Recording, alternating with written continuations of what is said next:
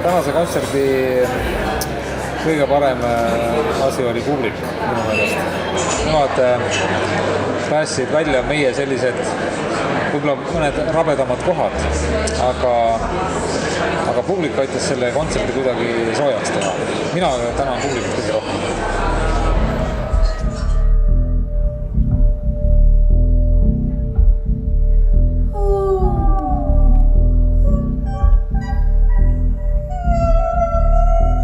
Eks ta on, kui sa esimest korda lähed sellise uue kavaga suure publiku, et kontserdile, mis on välja müüdud, siis võtab natuke jala värisema küll.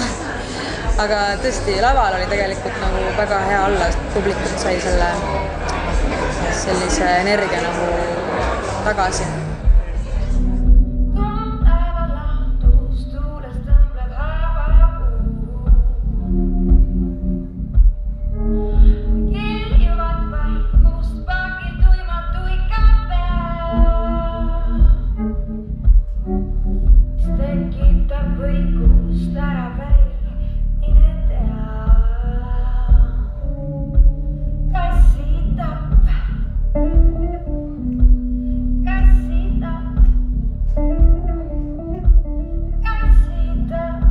Isa muusikat esitades on ikka, sa kuidagi tunned, et see on nagu mõnes mõttes lähedasem.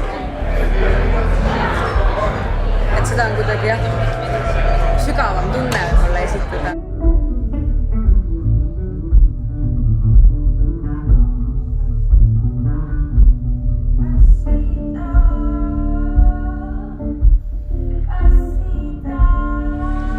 Kus jookseb see piir, et kus maani on see, et tütar, tule laula mulle ja ära laula, aga kui ma teen mingi loo näiteks, siis sa ikka kuuled seda, kuidas see laul võiks kõlada ja vähemalt need lood, mis ma pakun Mariele, ma teadlikult teen seda.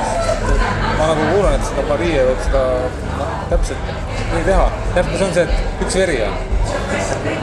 Mina mõtlen, ma ei pea isegi ütlema Mariele, et Marie juba teeb nii, nagu mina seda ette kujutan.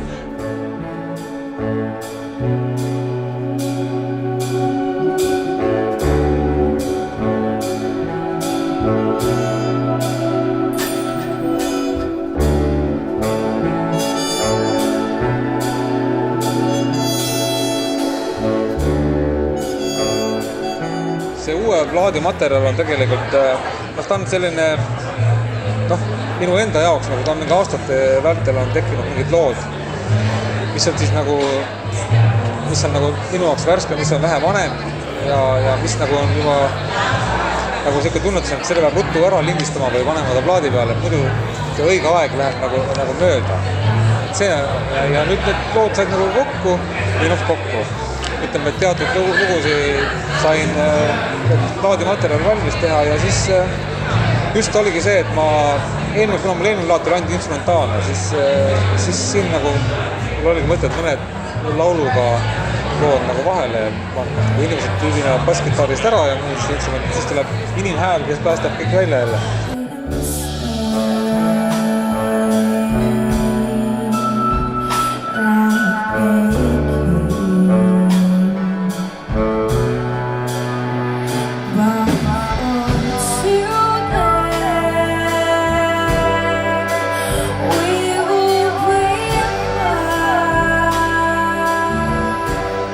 See ongi, see tegelikult on kokku sattumus, ühelt poolt on see tekst, eks ole, ja teiselt poolt on see, et kõrgused, mis on, ma ikkagi, vaatamata kõigele, ma ikkagi üritan ka olla seal, nii kui öeldakse, kõrguste lähedal, nii palju, kui ma suudan endale vastu.